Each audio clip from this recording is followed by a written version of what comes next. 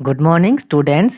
आज हम करते हैं क्लास 5 की वर्कशीट 15, सब्जेक्ट सोशल स्टडीज़ और चैप्टर है 6 क्लाइमेट।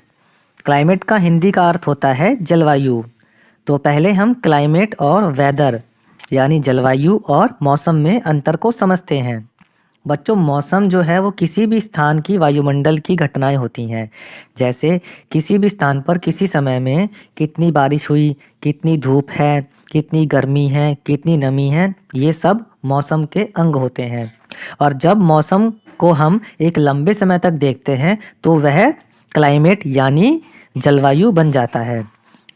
आपको पता होगा कि किसी भी स्थान पर कौन से फल और सब्जियां उगाई जाती हैं, वह उस स्थान की जलवायु पर निर्भर करता है।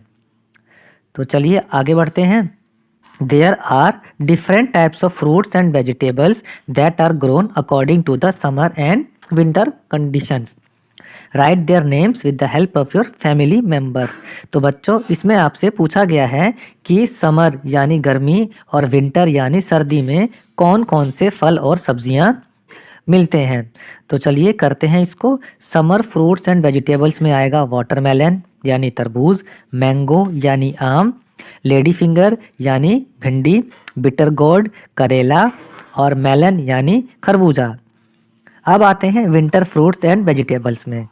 इसमें हमें मिलते हैं स्पिनच यानी पालक, रेडिश यानी मूली, फेन्यूग्रीक यानी मेथी, ऑरेंज यानी संतरा, पोमेग्रेनेट यानी अनार। आगे देखते हैं question number 2। Think about the answers of the following questions then write after discussing it with your family members. तो बच्चों, इसमें कुछ क्वेश्चंस दे रखे हैं आपको उनके उत्तर देने हैं और इन उत्तरों को लिखने के लिए आप अपने फैमिली के मेंबर्स से बात कर सकते हैं। चलिए करते हैं पहला part. Why do people wear light coloured cotton clothes in summer. गर्मी में लोग हल्के रंग के सूती कपड़े क्यों पहनते हैं। तो ये हम सभी जानते हैं कि गर्मी में लोग हल्के रंग के सूती कपड़े इसलिए पहनते हैं ताकि उनको गर्मी ना लगे। तो लिखते हैं इसका उत्तर। People wear light coloured cotton clothes in summer so that they do not feel heat. Second part. Why do people wear warm clothes on the hills. पहाड़ों पर लोग गर्म कपड़े क्यों पहनते हैं। तो बच्चों, पहाड़ों पर सबको पता है कि ठंड ज़्यादा होती है, तो ठंड से बचने के लिए ही पहाड़ के लोग गर्म कपड़े पहनते हैं। तो आंसर होगा इसका people wear warm clothes on hills to prevent themselves from cold. अब आते हैं इसके थर्ड पार्ट पे। Why are houses in Assam erected on bamboo poles.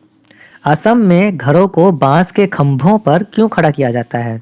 बच्चों, आप पाठ पढ़ेंगे तो उसमें बताया गया है कि असम में बारिश बहुत ज़्यादा होती है, उससे बाढ़ की स्थिति आ जाती है और बाढ़ का पानी घरों के अंदर ना घुस जाए, इसलिए असम के लोग अपने घरों को बांस के खंभों पर खड़ा कर लेते हैं। तो इसका उत्तर लेते हैं। It rains heavily in Assam to prevent rain water from entering the houses they are erected on bamboo poles. आते हैं फोर्थ पार्ट पे। Why do the houses on hills have sloping roofs. पहाड़ों पर घरों की छत ढालू क्यों बनाई जाती है। तो बच्चों, पहाड़ों पर बारिश होती है और बर्फ़ पड़ती है, वह बारिश का पानी और बर्फ़ उसकी छत पर इकट्ठी ना हो जाए, इसलिए घरों की छतें ढलान बनाई जाती हैं जिससे वो पानी और बर्फ़ जो है ढलान से नीचे बह जाए। उत्तर लिखते हैं। The houses on hills have sloping roofs so that the water and snow slide down the slope. अब आते हैं क्वेश्चन नंबर 3 पर। Think about the answers of the following questions and write. आप नीचे दिए हुए प्रश्नों को देखिए और उनके उत्तर लिखिए। पहला है Why a place is too hot? कोई भी स्थान ज़्यादा गर्म क्यों होता है। बच्चों, किसी भी स्थान का गर्म होना इस बात पर निर्भर करता है कि वह इक्वेटर यानी विषुवत वृत्त के कितने पास है या फिर वह समुद्र से कितना दूर है। तो जो जगहें विषुवत वृत्त यानी इक्वेटर के पास हैं और जो जगहें समुद्र से बहुत दूर हैं, ऐसी जगहों पर तापमान ज़्यादा ही मिलता है। हम लिखते हैं इसका आंसर।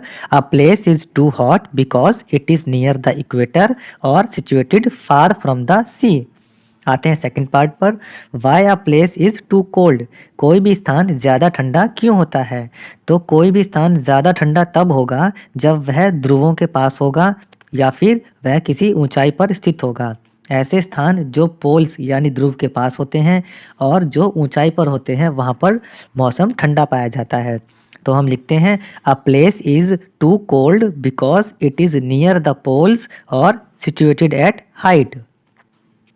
आते हैं इसके थर्ड पार्ट पे। How is the weather different from climate, मौसम जलवायु से किस प्रकार भिन्न है? तो पाठ के शुरुआत में हमने बता दिया था आपको कि weather is short term changes in the atmosphere whereas climate is study of weather over a longer period.